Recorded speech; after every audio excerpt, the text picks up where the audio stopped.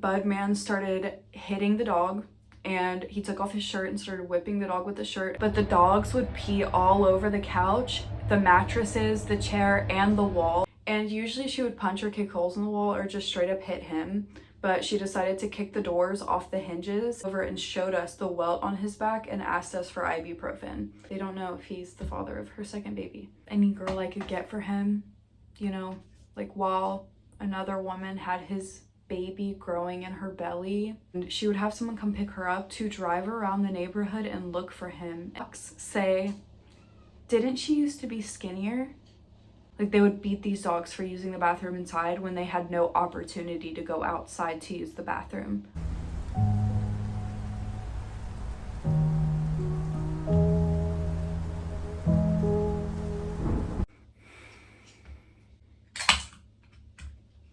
Before I start this video, I want to give a trigger warning to domestic violence and animal abuse. So click off if you cannot hear those things. There's going to be a lot of that, like both of those topics. Wow, this is a long time coming.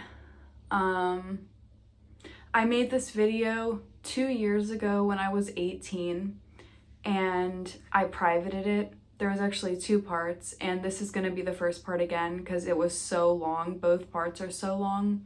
So this is probably going to be a 2 or 3 part video because it's... I have a drink. We're drinking today instead of...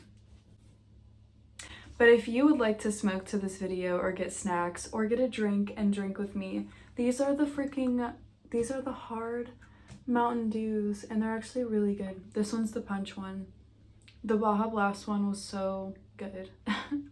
I don't drink often, and it's 11 o'clock at night. This is the only time I get to film. Getting Ozzy to bed tonight was unbearable, so I need this.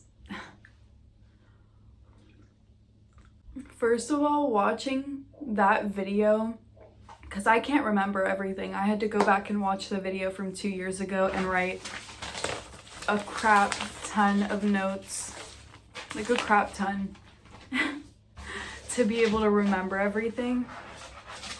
And just listening to myself and seeing myself pre-baby and pre-pregnancy, like I wasn't even pregnant yet, was just so strange. I had nothing, like I had so much free time. So I'm gonna start now. If everyone's situated and has everything they need. So we moved into this house 3 years ago, almost. It'll be 3 years at the beginning of August. It's the end of June. So we've been here for almost 3 years. Okay, so the people in this story and how we met. So it's gonna be me. I was 18 at the time when I met them. I had just turned 18, like a week prior. And Adam was 19. So I'm talking about my neighbors across, like directly across the street from us. And the people who lived over there were 2 couples, and both of the guys were 18 and both of the girls living in that house were 17 years old, which I moved out at 17. I have no room for judgment. Like, seeing their family dynamics, they were all messed up for a reason, and they all moved out for a reason. Very messed up family dynamics. So Adam met them before I did, like 6 days before, 7 days before, whatever. And he met them the night I went to the hospital. If you want to know about that and how I almost died, I actually almost died. And I have that story on my channel.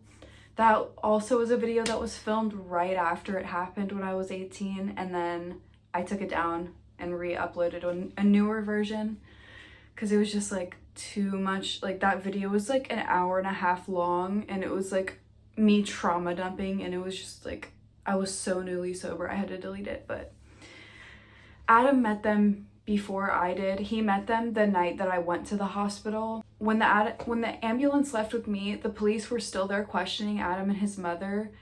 And when they were like, all Adam saw was my limp body passed out, being carried out into the ambulance.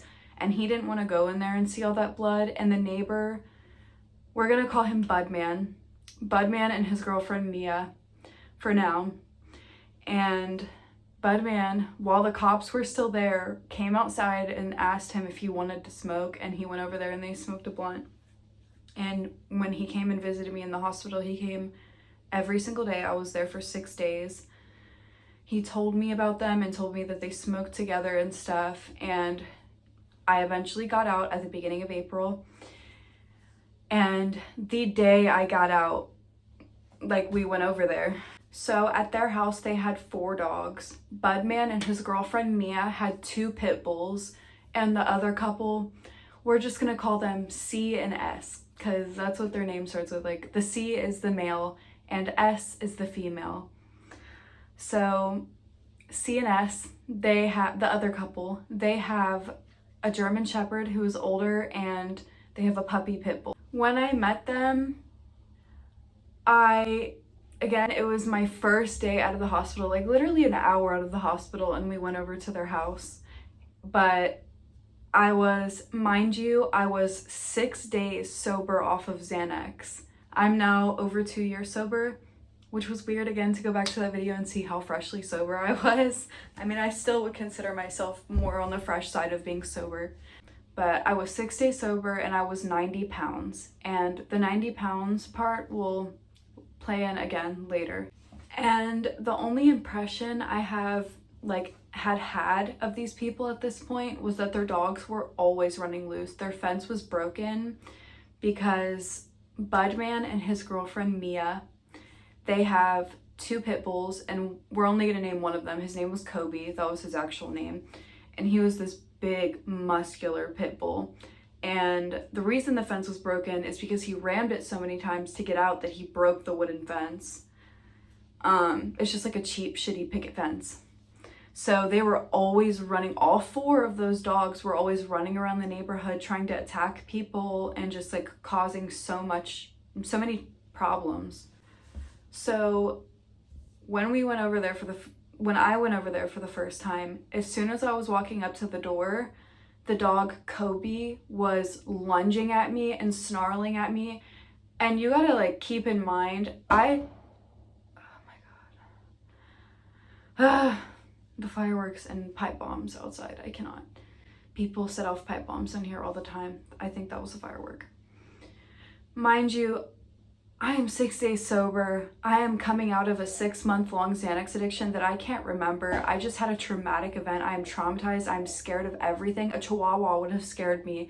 A big fucking muscular, sorry my language, a big muscular pit bull jumping at me and snarling was terrifying. It was so terrifying. I had just gotten out of the hospital like 2 hours ago. It was really scary. And Budman started hitting the dog, and he took off his shirt and started whipping the dog with the shirt and screaming and cussing at the dog, saying get the fuck away, and just screaming at the dog. And he would also grab the dog by its neck and just like pull it across the concrete and throw I it also inside. completely forgot with everything else that Kobe, the pit bull, ended up getting out and running away, and they never looked for him, and they never called any shelters, and I have not heard of anything about that dog since. I've never seen him. I have no idea where this poor beautiful blue nose is.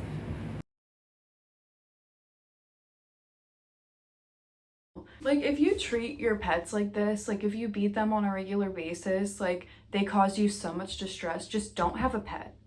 That's the best advice I can give you. Don't have a pet. Just don't have one.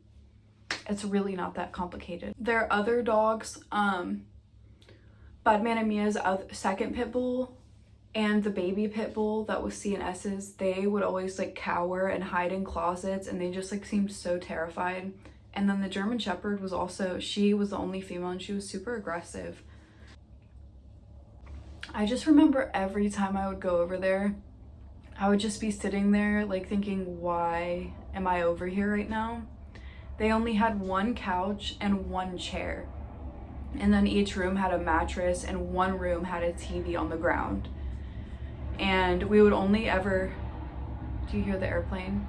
We would only ever stay in the living room, but the dogs would pee all over the couch, the mattresses, the chair, and the wall. There was piles of dog poop in the living room and in the kitchen that was not used. The sink didn't work. The fridge was unplugged and pulled out into the middle of the kitchen, and there was like a mound of dog poop, like not just like like a mound of dog poop. Like poops.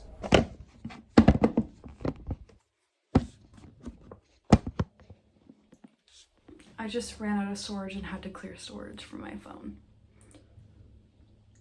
While I was over there, why we left their house is Budman, his other dog, not Kobe, the other pit bull, jumped up on me and was being super sweet, but it jumped up and its dirty paw scratched my stitches, my brand new stitches, and I started freaking panicking. Like, I started panicking. I had to go home. I had to wash it, put hydrogen peroxide on it. I had to like wrap it. I was like panicking about it getting infected, because that's one thing, like wounds and tattoos and piercings, I freak out about infections because of sepsis and stuff. So it went on like that for a few months, where we would just go over there and smoke with them, or they would come to our house. It's so weird now because we do not smoke in our house, and we don't have anyone come over, let alone come over to smoke. So that's like so weird to say now, that we would just like have people come over here and smoke. I don't remember the last time I smoked in my house. But that went on for a few months, and I swear to God, every single day, every day they would come to our house for something. Whether it was dog food, toilet paper, bed sheets, which we'll get to the bed sheet later because, oh my God. They asked for our broom nearly daily to sweep their house. She came over one time and she needed a piece of glass out of her finger, so I had to go get Dr. Lily. I had to go get some freaking tweezers and pull this piece of glass out of her hand, and I put hydrogen peroxide on it and wrapped it with a band-aid. And I was just like, fucking doctor over here. I forgot about this until I watched that video, but when I would be cooking, they would come over, or Budman, especially Budman, he would come over and like expect food. When I would only be cooking for me and Adam, it would only be enough for 2 people because I don't want to waste food, and we don't really eat leftovers. Now we do, but back then we didn't. And he would expect a plate, or they would expect me to like give them food. It wasn't just like, it's different if that's like 1 or 2 times, but it's like every time they come over, they expect to be fed. Like, it was just a really crappy situation to be in, and feeling used all the time. They would constantly ask for rides, whether it was to go get alcohol, even though we were all minors. I don't even remember. I think they would have us take them to the, like in front of the liquor store, and they would have an adult go get it from a different car and bring it out to us, like one of their older friends. I think that's what they would do. And they would never share that alcohol with us, by the way. And they would constantly ask for rides to go get weed, ask for rides to go to fast food, which would happen all of the time. And they would never give us gas money. They would kind of just expect the rides. Now, let me tell you about the bed sheet. My house was built in 1903, so these houses are super, super old. The house across the street from me is super old. So the other couple, C and S, they had double doors to their bedroom. Okay, let me explain this real quick. C and Mia, the other couple, the boyfriend, and then Mia, Budman's girlfriend, they're first cousins. And C, his mom owns the house, so they were just paying rent. So they're cousins. And C and S were in a relationship and have been on and off still for the past 3 or 4 years. They're still on and off. And S was mad one day, and usually she would punch or kick holes in the wall or just straight up hit him, but she decided to kick the doors off the hinges, and one of the doors, she kicked both of them down successfully, and one of the doors like literally crushed C and like made him fall to the ground, like crushed him. Everyone in that house had like serious anger issues. C and S, another incident. I was sitting outside on my front porch, just minding my business on my cell phone, being silent, and they come outside. I don't know if they had like their own phones or each other's phones, but I remember the girl, S, saying, "Fuck this phone," and smashing it against the ground. And then C said, well, fuck this phone, and smashed it against the ground.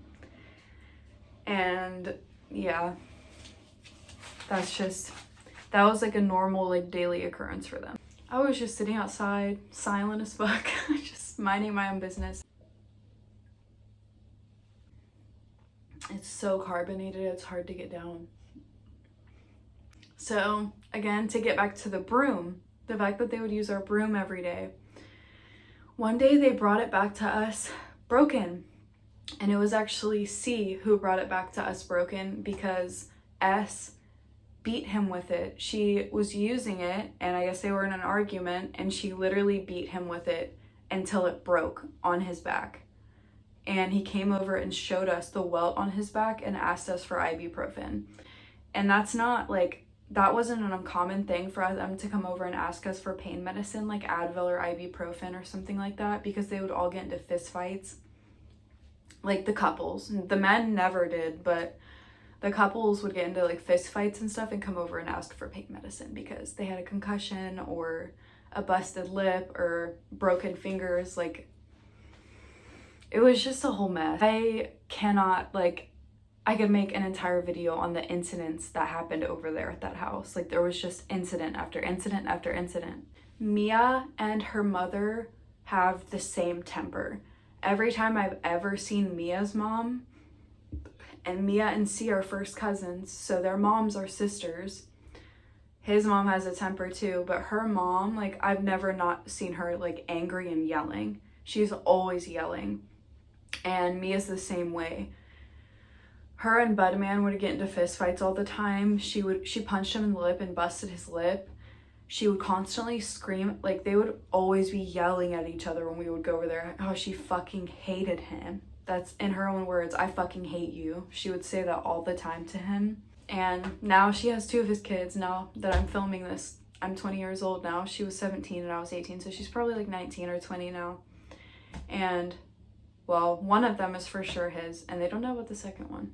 There's 2 possibilities of fathers on that one, but that's none of my business. They don't know if he's the father of her second baby. But she got pregnant at 17 while they still lived over there.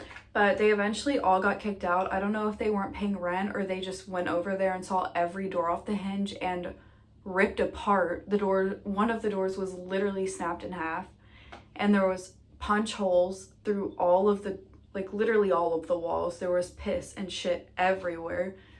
Like 1 or 2 of the windows were completely broken. Their house was infested with mice and cockroaches. But C and S went to live with his mom, and then Mia and Budman went and moved up the street into their own apartment because she was pregnant. Mia and Budman would still always ask us for rides, whether it was to take them to the grocery store, which when they first moved into their apartment, they had us take them to the grocery store. They were in there for 45 minutes to an hour, came out, filled our car with their groceries, had us drop them off, gave us no gas money. Like, we were literally their chauffeurs. Like, this, if this was just like a one-time thing, like, yeah, let me help you get into your new apartment, but they were constantly asking us to go cash their checks, just like take them to go get food. They were just always asking for rides. Like, that's just not even all of it. There was just so many reasons for the rides. Every day they needed a ride for something. As you can tell, we were not friends to them. We were just convenient for them to use whenever they needed something because they didn't really have anything. And we also are still broke, and we were extremely broke. Neither of us had jobs. Adam was just, me and him were just door dashing. Like, we didn't have money either. All of this was from when I got out of the hospital in April to the beginning of June. All of this is in that amount of time. By the way, from when they got kicked out at the beginning of June. One day it was super hot and it was summer, and I said that I wanted to swim, so Budman took us to this lake that I had never been to before. And around this time I was getting super close to Mia. But at this time I was getting super close to Mia because Budman had came over to our house one day because he left her and didn't want to be with her anymore, and she was like 6 months pregnant or something like that. And he left because she was self-harming, and was just extremely depressed and suicidal. So I started becoming really close to her because, I mean, like, we were both getting cheated on, and it was just like, I don't know, we kind of like grew a bond. And she was the first girl that I had became friends with since Cheyenne had passed away. So kind of like, I don't know, what I'm about to talk about is still kind of upsetting to me. I still don't have any meaningful relationships because people just really suck. And to touch on the fact that he left her when she was self-harming and pregnant, to do that to yourself while pregnant, you have to be in a really, really dark place. And that is, like, instead of judging and criticizing someone for that, help them through that. Like, she was depressed for a reason, and like, he was doing that to her, but she was also abusing him. So it was just a really crappy situation. And yeah, it was just really gross of him to leave her for that when he was also abusing her, but she was abusing him back. So it was just kind of like, just a really crappy situation. Meanwhile, Budman had started flirting with me and asking me if I had any friends that wanted to be his sneaky link or meet up with him. Just any girl I could get for him, you know, like, while another woman had his baby growing in her belly. How vile. Like, yeah, I'm definitely attracted to that. Yeah, had that happen to me. It's not fun. So I don't know what happened to the footage right here, so you're just gonna have to listen to my voice. One day I really wanted to go swimming, so Budman took us to this lake and we started going there, and I'm gonna insert a bunch of pictures right here of us going there together and what the lake looks like. One, fast forward like maybe like a week or two, because there was only like a month where we were just going to the lake like almost every day. We were going so much. And Mia texted and she wanted me, her, and Adam to go to the lake. And later I found out it was because Budman went with his friends and was gonna go to the lake. Oh my god, the carbonation is making me burp so bad. But we found out later it was because he was gonna go with his friends. And basically she just used us for a ride to go see what he was doing and make sure he wasn't doing anything. And this wasn't an uncommon thing for her, because Budman would come to our house to hide, because he would leave her house, like their house, and not tell her where he was going. He would go to meet up with girls or whatever, and she would have someone come pick her up to drive around the neighborhood and look for him. And look, at one point he had like a beat up car that he ended up crashing because he's super irresponsible, and she would like look around for his car to see where he was, and he would park in the alley behind our house to hide from her. But eventually Budman and his friend showed up to the lake, and before they showed up, she had used my phone to sign on to her Facebook and call him from Messenger for some reason instead of just calling like his number or something. But she went on and called him, and she literally just had us take her there to see him and to like figure out where he is. A few days later, Budman wanted us to take him, Mia, I keep almost saying her name, it's so close to Mia. He wanted us to take him, Mia, C, and S, all four of them, to the lake. So we packed up all our stuff, made sure to get, you know, the swishers, weed, alcohol, snacks, towels, like we took everything. C and S had been fighting when we went to pick them up, and she was limping and they were just fighting, so we almost didn't take them. They kept walking back from the car to the house to argue and coming back, and we finally got them in the car and like went to the lake, and they were fighting the whole way there. They were fighting like behind us, and we ended up walking ahead of us because we ended up. It's all fun and all games and fun and no. We ended up walking ahead of them because she was limping, and from the parking lot to the lake is like a 20-minute walk, and you have to walk up and down hill and stuff and walk through the woods to get to like the cliff that you, like a really high cliff that you jump off of, and then you keep going down to get to like the lake and like family friendly area. But this is like a lake where only college students go, a lake that college students go to, and you'll see like little grills, they'll be grilling out and drinking, there's beer bottles everywhere. It's just like, it's that type of place, you know? Me, Adam, Mia, and Budman, I keep saying their names. We got to the lake before C and S because they were just arguing and she was limping and they were behind us. So by the time they got there, Budman and Mia they had already jumped into the water, and Adam was already in the water, but I was out just drinking and smoking and enjoying myself. Speaking of, the girls really showed their true colors this day, and I still haven't been around them since because I just don't like those type of women who will like openly talk about you in front of your face, let alone behind your back. They really showed their colors this day. But by the time I had finally, like, C and S had finally got there, I was getting into the water and S was on the rocks and she was talking to Mia.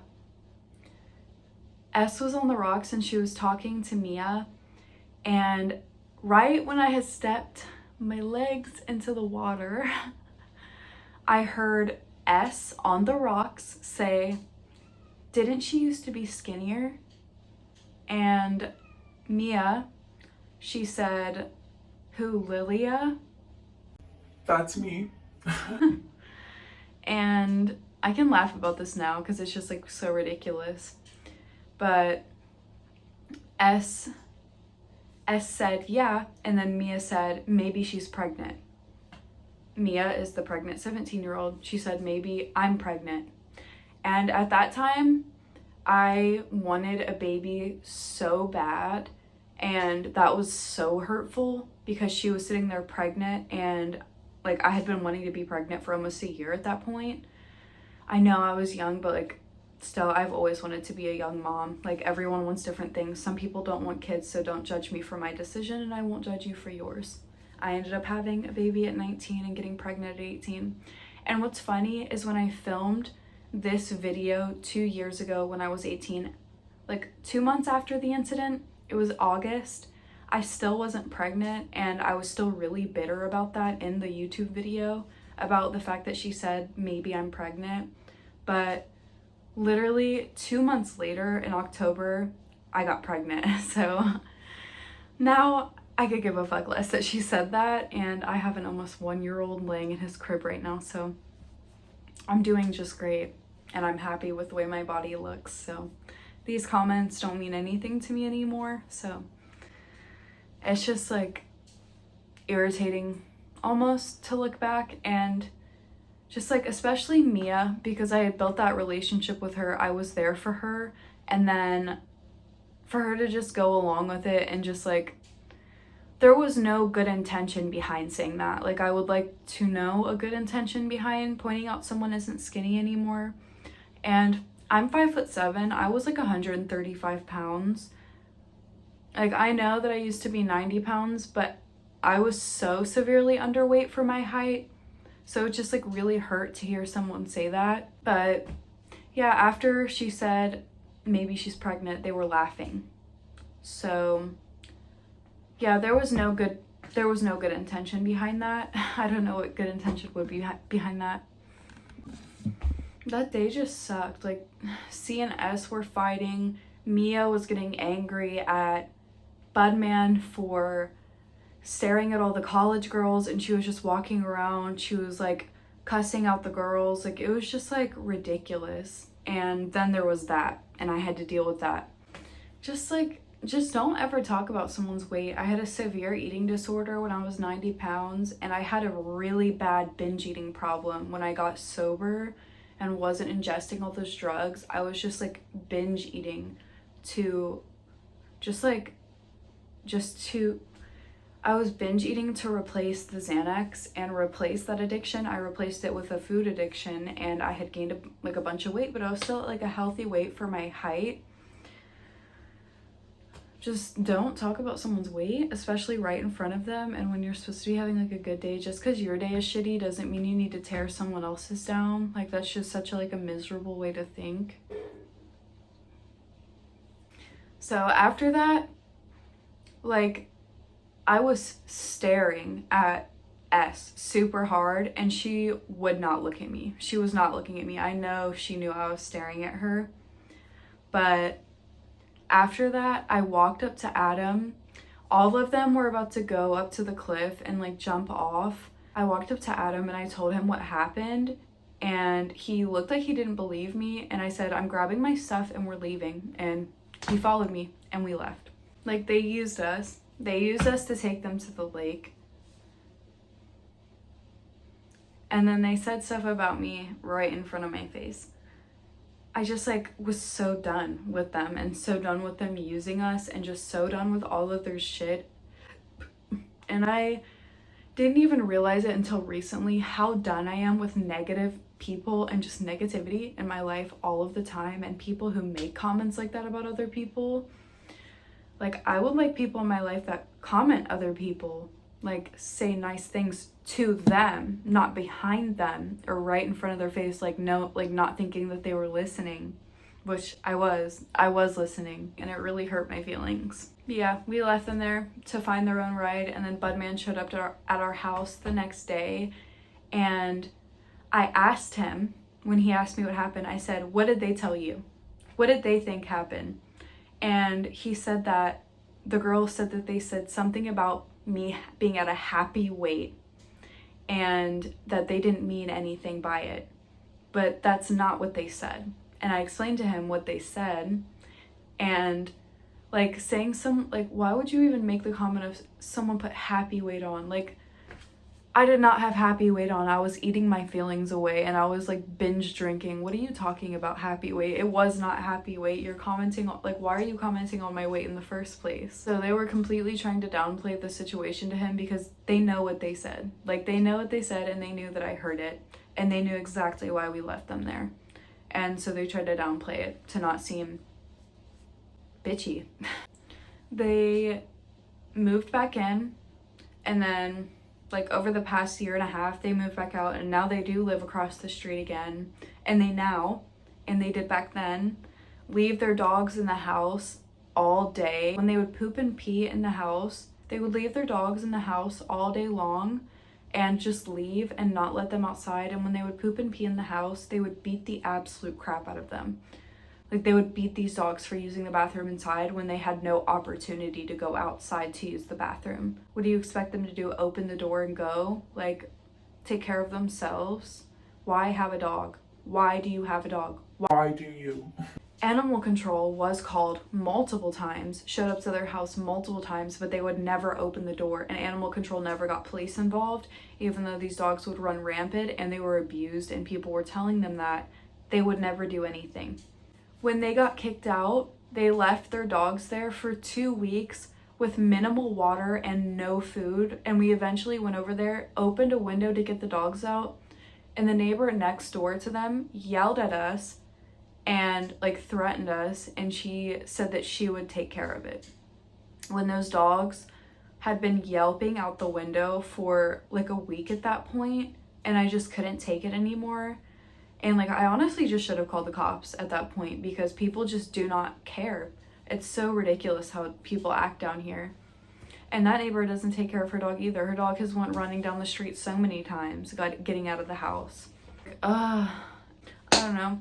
That's that's far from the end of the story, and this is just way too long right now, so I'm gonna make it a second part, but it gets a lot worse. Like, a lot more happens than just this, and it was like a few days after I filmed the first video that all this stuff took place, but I will talk about that in the next video. And one little spicy piece of tea that I will leave with you is, as of recent, C lives in that house and S doesn't. I see her there occasionally. Mind my business. I see her there occasionally. But they were living there together until C found out S was sleeping with Budman. They were sleeping together recently. Like, recently. Within the past, 6 months. So, yeah, I kind of assumed that there was cheating in their relationship when they were smashing each other's phones, but you can never know unless someone tells you. And C, he would always come to us and tell us the shit she was doing, like abusing him and just like all of that stuff. But he never talked about that until like we went and saw him, and he like told us that they broke up and she left and she's been cheating on him. And like it was just like, there's just so much, like it's so toxic and awful. And if your relationship or anyone around you, like their relationship looks like this, please seek help and get as far away from it as you possibly can, because it is a black hole of negative energy. Like you will not be able to escape it. You need to leave now. You need to go. The fact that I have more to tell you after everything I just said is like absolutely ridiculous. Oh my god. But yeah, there's that story, and there's still stuff happening. And C still asks us for stuff or for rides. He asked us recently to take him to get alcohol. I think I said that in my candlelit storytime video, but I don't know. Thank you for watching this. I think some of you might be watching this for a second time around, so it's weird. It was so weird watching it from when I was 18 versus now, and like I look so different, and I just like the way I was speaking was just so much different. I'm definitely feeling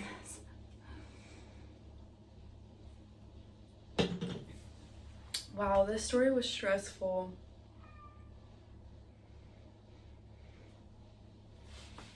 It was a lot to go through in person, but talking about it and like recapping it, like having to rewatch that video, take notes on it, and then talk about it again is so much for me.